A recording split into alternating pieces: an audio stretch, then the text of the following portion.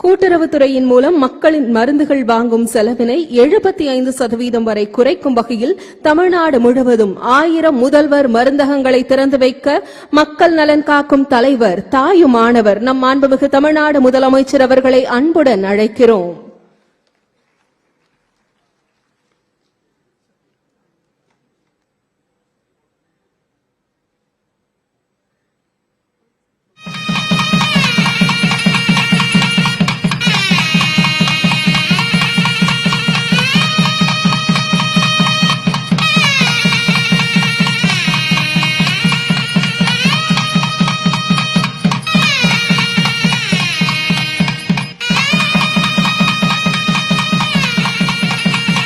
இதோ 1000 முதல்வர் மருந்தகங்கள் மாண்புமிகு தமிழ்நாடு முதலமைச்சர் அவர்களால் திறந்து வைக்கப்பட்டுள்ளது.